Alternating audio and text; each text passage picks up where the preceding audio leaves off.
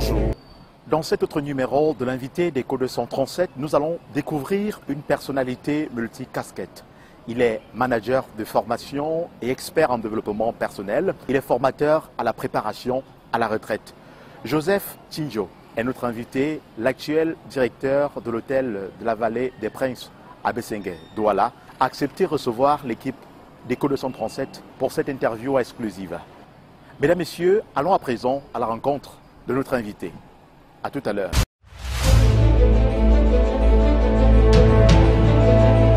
Le management et lui, c'est comme la bague de doigts. Joseph Tchinjo n'a jamais quitté les entreprises, bien qu'ayant atteint l'âge de la retraite. L'expertise de ce consultant et formateur en management et développement personnel est toujours sollicitée dans les milieux entrepreneuriaux. Diplômé en sciences économiques, option économie de l'entreprise et d'un MBA, le nom Joseph Tchinjo ne passe pas inaperçu dans les entreprises au Cameroun. Enseignant associé des universités, ses nombreux et loyaux services pour la nation camerounaise lui ont valu le titre honorifique de commandeur de l'Ordre de la Valeur. L'actuel directeur de l'hôtel La Vallée des Princes à Douala vient de commettre un ouvrage intitulé « Le processus de la relève et sa planification dans les entreprises familiales », préfacé par André Siaka. Selon Joseph Tchinjo, aborder la question de la relève, de la continuité d'une entreprise familiale, c'est s'engager dans un processus très particulier parce qu'il touche les émotions chez le dirigeant qui n'a aucune envie de se voir exclure de l'entreprise et surtout d'envisager l'entreprise privée de sa présence et de ses bons soins. Originaire de Banjul dans l'Ouest Cameroun, Joseph Tchinjo reste très attaché aux valeurs traditionnelles de ses origines. Dans sa posture d'invité d'Eco 237, Joseph Tchinjo donnera des réponses à toutes nos questions.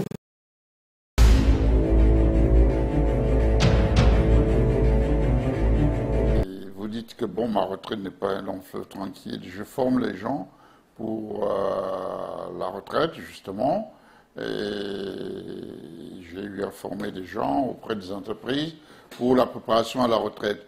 Parce que normalement, la retraite, c'est le passage d'une vie professionnelle à une vie privée active. Vous comprenez? La retraite n'est pas faite pour que dès que vous avez travaillé, vous allez vous installer chez vous, du matin au soir, vous zappez la télé pour voir, ou bien que votre seule activité soit d'aller jouer au damier ou le ludo dans le coin. Non, la retraite est le moment où les gens arrivent même à faire des choses pour lesquelles ils sont plus épanouis. Parce que peut-être pendant ta vie professionnelle, tu aimais bien chanter à la chorale, mais tu n'avais pas le temps de faire. En ce moment-là, tu peux t'organiser pour chanter à la chorale. Et comme il est prouvé que beaucoup de gens font les métiers pour lesquels ils n'ont pas souhaité, c'est-à-dire l'exigence, le besoin, fait que tu fais ce que tu vois, comme on dit un peu ici au Cameroun. Je fais ce que je vois, je fais pas ce que je vois pas. Ce qui est évident, ça fait que quand vous êtes en retraite, deux fois, vous pouvez faire le métier pour lequel vous vous sentez le plus épanoui. Et moi, pendant cette douzaine d'années-là, je travaillais comme consultant en management et développement personnel. Et c'est dans ce cadre, justement, que des sociétés m'ont sollicité pour la formation à la préparation à la retraite. Donc je fais ce que je prêche, quoi. Moi, je reste pas à la maison. Et c'est pour ça que j'ai ce nouveau challenge. Oui.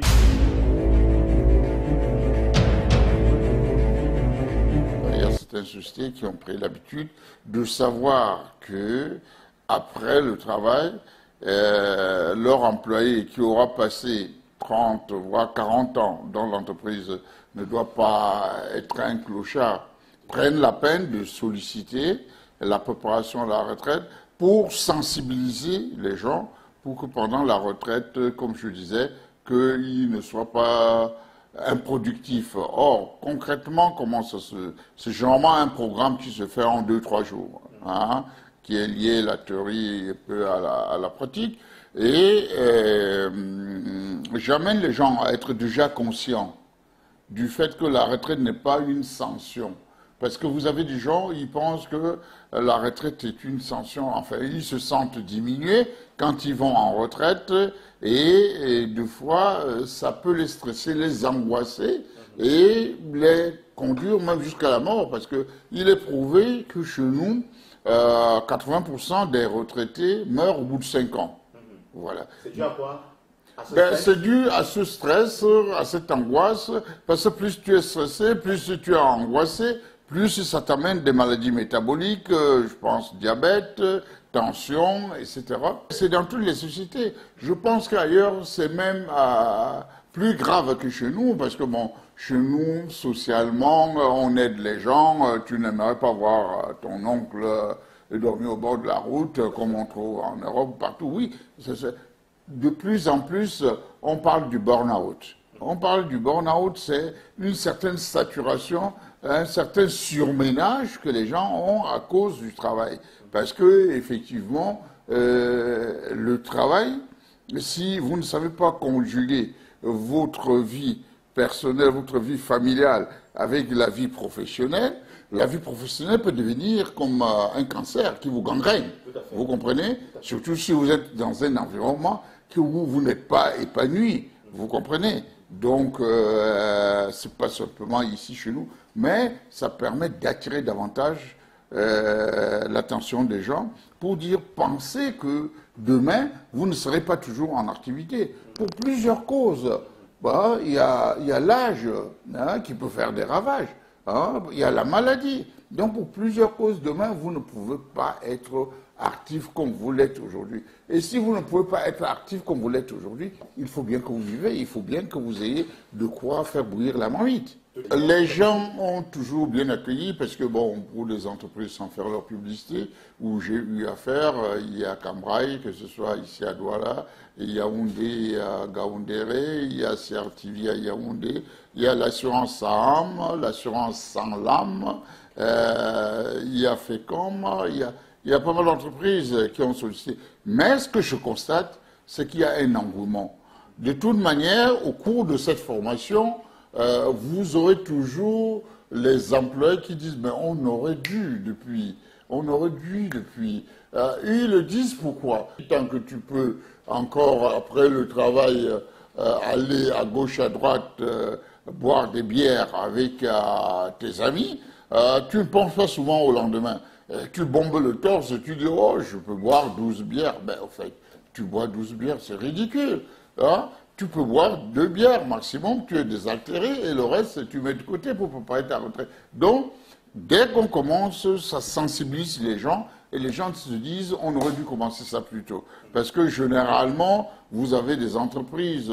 Une fois, quand je suis allé, parce que je fais 3 fois de formation comme ça à Sosucam, à Badjo, vous avez des gens, vous êtes en train de faire la formation, ils vont en retraite dans les 6 mois. Hein? Vous avez des gens qui vont dans les 1 an. Or, il est préférable qu'on prépare les gens au moins 5 ans avant la date d'aller en retraite pour avoir le temps de voir s'ils ont mis un projet en route, puisque dans le contenu, il y a on les forme aussi à mettre des projets en route, etc. Donc, on accueille ça toujours très bien.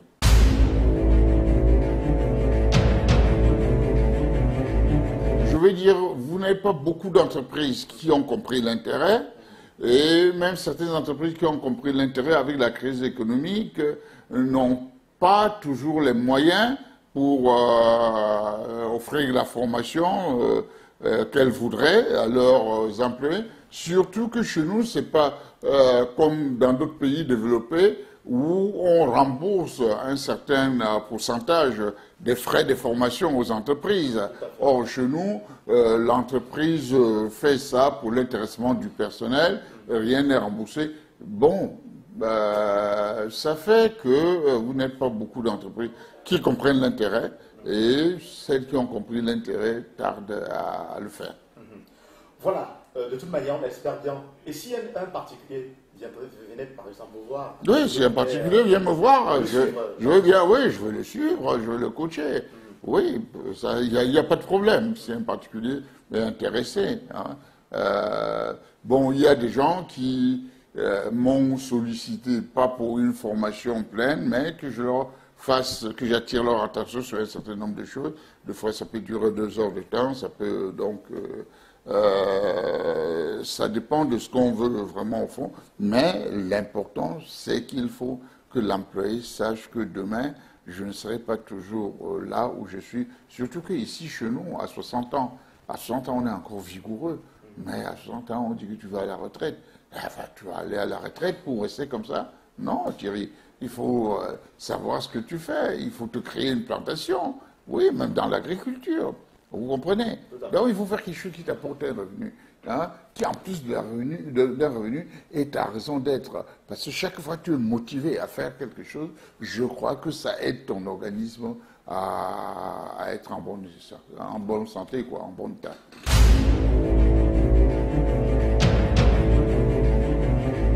Oui, alors, la jeunesse de Sintodjom commence quand je suis à une fête des élites Banjoun de Yaoundé. À l'époque, j'assumais les fonctions du président national des élites Banjoun. Et en ma qualité, j'avais été invité avec le président des élites Banjoun section de Douala, qui était Tania Chrétien de regrettée mémoire, qui m'avait succédé parce que j'avais été d'abord président des élites Banjoun à Douala pendant 10 ans. Après, j'étais président national pendant 10 ans aussi. Donc, à l'occasion, j'en parle avec le feu chef Nien, parce qu'on avait l'habitude d'aller à Banjoun en décembre danser le Tso, qui est la grande danse, en commémoration du grand roi Kamga, chef qui était mort. Alors, c'est alors que je dis au chef, vu comme ça va vite s'essouffler, parce que Kamga était un grand chef, mais les gens ne comprendront pas pourquoi chaque fois il faut faire sa commémoration. Pourtant, nous pouvons avoir des journées culturelles qui fédèrent toute la population. Il me dit, l'idée n'est pas mal, président, vas-y. À l'époque, je n'avais pas encore le titre de notabilité, puisque après on m'a nommé ça. Je suis Sabou à la cour royale. Donc il me dit, eh ben vas-y, on est en juin. Je rentre ici à Douala, j'en parle, et on doit le faire en novembre. Le temps est extrêmement court. Il y a M. André Siaka, ancien directeur général des Brasseries du Cameroun. À l'époque, il était il me dit, écoute, président, ce que je peux faire pour t'aider, je vais offrir 30 couverts. Moi, choisis bien les gens, hein, tri, et c'est comme ça que nous faisons donc une forme de fundraising. Non, j'invite à l'époque, il y avait les feux Papa Choupo, les barons de Faudop, les Afrique Constitution, Emmanuel, il y avait... bon, donc tout se vient. Et au cours de cette soirée, chacun qui 500 000, qui, je crois que les plus gros pourvoyeurs à l'époque ont donné 1 million, voire 1,5 million. Et avec le peu qu'on a réuni, qu'est-ce que la communauté a aussi donné et tout, et je crois qu'avec ces contributions, on a dû récolter une vingtaine de millions, en tout cas pas plus de 23, 25 millions, et on a organisé la première édition. Alors, pour revenir au nom, comme je suis le président national des élites, il y avait la section de Tcham, Bafoussam, Banjoun, Konsamba, Douala, Yaoundé, et je réunis tous ces présidents et avec qui on discute, on voit comment faire le projet et on se dit quel sera le nom de baptême. Maintenant, pour le nom de baptême, certains proposent Mathieu, d'autres proposent Gm, d'autres proposent les différentes danses que vous pouvez faire librement, parce qu'il y a des danses au cours desquelles les paroliers là peuvent même insulter le roi. Alors, il se trouve que la section de Bafoussam, qui à l'époque était conduite par de Fomoyou, de regrettée mémoire, propose le Msm Todjom, parce qu'on dit quand les Banjouns veulent aller au marché, hein, danser et tout, eux ils disent puis d'amener Tchemsem. Et c'est comme ça qu'on dit ok, on va appeler ça Msm Todjom, puisque les Banjouns sont les Todjom, hein, parce que généralement quand on veut demander si tu es Banjoun, on dit ta pour ma Todjom famille là. Donc voilà, donc et c'est comme ça. Bon, plus tard, je crois que lors de la 4e ou 5e édition, j'apprendrai que le membre de Bafoussam qui avait proposé ce nom était notre frère Tuekam Sylvain, qui est au ministère à Yaoundé. Donc j'apprendrai ça. Mais son président avait apporté comme la contribution de la section de Bafoussam, et c'est comme ça qu'on avait adopté ce nom, et on a lancé les premiers symptômes.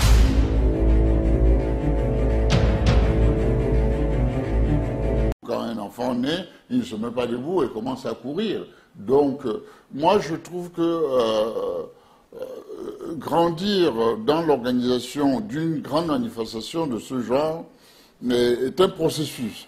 Donc, je crois que les gens ont été assez durs, assez critiques. Moi-même, j'en ai lu dans les réseaux sociaux. Ce qui est sûr, c'est que les gens veulent que ce soit mieux organisé.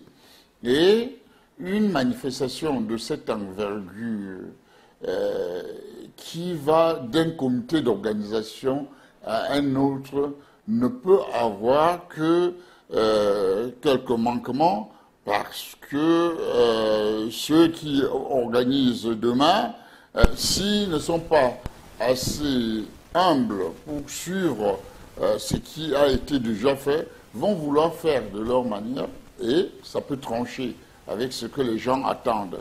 Donc, moi, je crois que ces critiques-là, c'est pour qu'on fasse mieux à l'avenir. Faire mieux à l'avenir peut signifier qu'à l'avenir, il y ait un comité permanent, au lieu que chaque fois, ça aille de ville en ville, et que chaque ville veuille y donner sa touche particulière et arrive à délouper. Donc, moi, je pense... Une commission qui peut être mise en place pour gérer... Tout à fait. Je pense que ça peut appeler qu'il y ait une commission permanente qui est mise en place et qui, de temps en temps, peut faire appel, peut faire recours à des personnes ressources en fonction de leur input et de leur expérience qu'on attend pour une organisation de cette envergure-là.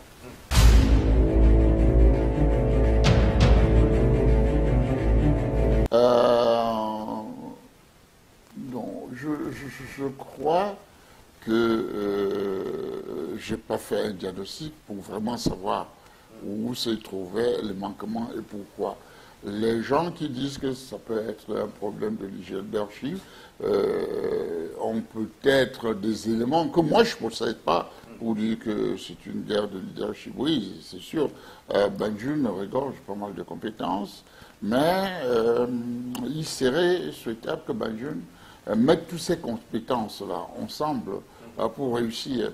Il ne faut pas que ces compétences, pendant que d'autres tirent à gauche, d'autres tirent à droite. Non, il faut plutôt voir comment conjuguer ces compétences-là. Et moi, je pense que ça ne doit pas être la véritable cause.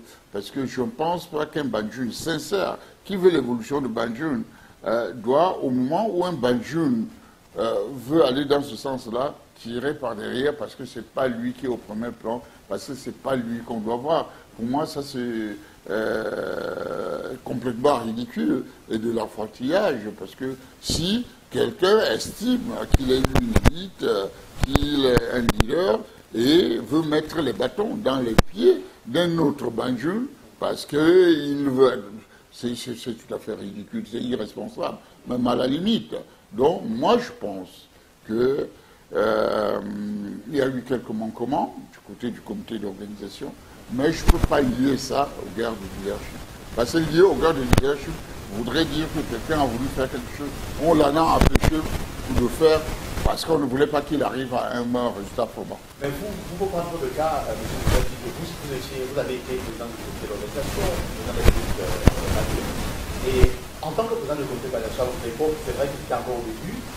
Est-ce qu'il n'y avait pas des gens peut-être qui convoitaient la posture que vous occupiez à cet instant-là? Parce que ça part tout par là, en fait. Je ne sais pas, je ne dirais pas qu'il n'y avait pas de gens, il peut toujours avoir de gens, on ne va pas écraser les ambitions des uns et des autres. Mais je peux dire, et pour remercier tous ceux avec qui j'ai travaillé, qu'on faisait une équipe. Parce que vous savez, dans une équipe, on parle en termes de nous, pas en termes de jeu. Vous comprenez? on faisait une équipe. Vous avez, j'ai cité le feu Tania, il y a Noble Christophe qui est encore là, qui fut président des élus Banjul, après le feu de Foumoulou. Il y a à Tchang encore le président Pété qui est professeur à l'université de Tchang. Bon, il y a celui de Fonsamba, et il ne vit plus, paix à son âme. Mais franchement, je suis satisfait de la cohésion qu'il y avait entre nous. On n'organisait pas ça de cette façon-ci. Vous comprenez? L'organisation de Msemto Diop était une affaire d'élite. Le roi donnait les grandes lignes. Nous, nous réunissions à l'unité. On élaborait ce qu'on devait élaborer et on allait dire au roi, voici où on en est. Vous comprenez? Voilà. Donc, ce n'était pas le même système d'organisation. C'était pas le même système d'organisation. Et j'avoue que les premières éditions que les gens continuent d'apprécier, c'est parce que on essaie de fédérer au maximum tous les Banjul. Ça faisait que les Banjul, même de petites villes, que ce soit Barré, que ce soit Manjo, que ce soit Mélon, que ce soit Loum, que ce soit... Eux, ils savaient qu'il y avait un événement. Et s'arrangeaient pour être au village pour cet événement. Et l'encadrement était... On me dira que les choses ont évolué, oui, c'est vrai. Mais je crois que nous devons conjuguer cette évolution avec tout ce qui va avec pour avoir le résultat. Par exemple, on ne va pas toujours penser qu'on va organiser le Msemto Diop et recevoir tout le monde à la chefferie Banjul. C'est pas possible. Vous comprenez? Il faut savoir décentraliser sans que ça cause des désagréments. Et il y a pas mal de choses qu'on peut mettre sur pied pour que ça ne cause pas de désagréments. Parce que si vous avez lu, certains étaient mécontents parce que, étant de la diaspora, étant arrivés, n'ont pas eu de place pour s'asseoir, selon ce que j'ai lu, et des choses comme ça. Et que tout ça, on peut remédier à ça. Vous comprenez? On peut remédier à ça. Alors, on peut prendre le temps de voir comment on peut faire et davantage mieux organiser. Parce que nous, on avait choisi l'année impaire. Pourquoi? Parce qu'il y avait déjà le Ngoun. Le Ngoun, j'ai fait à des années paires. Le Ngoun avait une longueur d'avance, une grande longueur d'avance. Et nous, on s'est dit, on ne peut pas mettre la même année que le Ngoun. Hein? Le Ngoun se fait l'année paire, nous faisons l'année impaire. Et tout ça. Donc, on avait analysé tout ça pour choisir même les années. C'est pour ça que nous, on est année impaire, tandis que Ngoun se fait à l'année paire. C'était par rapport au Ngoun. Parce que maintenant, pratiquement tous les villages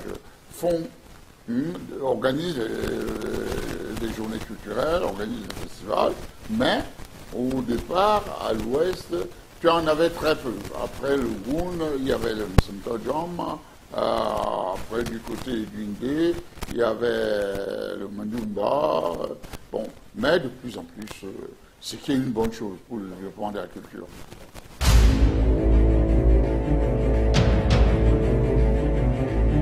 Il n'est pas de l'entreprise, simplement quelqu'un qui sait, qui a une forte expérience et peut faire un contrepoids quand les gens de la famille veulent amener l'entreprise à la déroute. Donc, j'attire leur attention pour montrer que c'est un processus où il faut déjà commencer à former dès qu'il est jeune, choisir la période de choix du successeur est assez difficile. Avant, on disait que la famille polygamique, mais maintenant, même la famille monogamique, c'est pas possible. Et dès lors qu'on a choisi qu'il y ait une période de règne commun, c'est-à-dire que je travaille, tu vois, et petit à petit, je te passe la main pour arriver au désengagement. Or, il n'arrive pas que les créateurs d'entreprises sont eux-mêmes un problème, un frein, parce qu'ils ne voient pas comment il va laisser, penser qu'il va laisser quelque chose pour laquelle il a travailler 40 ans, 50 ans, c'est comme prendre une partie de lui-même. C'est comme si socialement, il était diminué. Il faut bien qu'il comprenne qu'il va mourir un jour. Voilà. Donc, c'est pour ça que j'ai mis cette réflexion pour soulever le débat par rapport à ce thème-là. Le thème, le titre, à moins que les jeunes veulent être curieux et tout, j'ai constaté que c'est surtout les gens qui sont dans les affaires qui sont...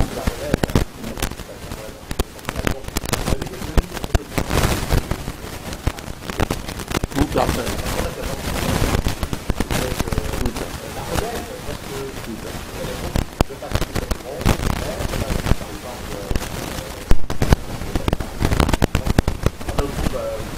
Moi, je peux vous citer, voilà la polyclinique Sopor. C'était la première polyclinique en Afrique centrale. Où est-ce en est? Si vous passez par Boumendo, l'hôtel Le Méridien, ici au boulevard de la République, il y a l'ancien hôtel Parfait Garden. Hein, dès que Papa est mort, avant un an, au bout d'un an, vous avez entendu parler des administrateurs judiciaires. Il en est de même de Papa Moncam. Et tout ça. Donc, ils sont que dès que le Seigneur les a appelés, rien n'est plus maîtrisé par la famille. Or, pendant leur vivant, on peut mettre des structures. Je parle là-dedans de la charte familiale. La charte familiale qui permet de mettre un conseil de famille pour que ceux qui travaillent dans l'entreprise, au niveau de conseil de famille, disent à ceux qui ne sont pas dans l'entreprise comment ça marche et tout. Donc, c'est pour ça que je dis, ça peut se planifier. On peut bien faire de manière que la relève de votre business. Parce qu'en principe, il faut cette succession sur le plan managérial, surtout pour l'entreprise, vous comprenez. Oui, il faut que des gens qui vont bien gérer l'entreprise et tout, au lieu de mettre des gens qui n'ont aucune expérience et que finalement la moitié de la recette journalière finit en boîte de nuit pour le champagne.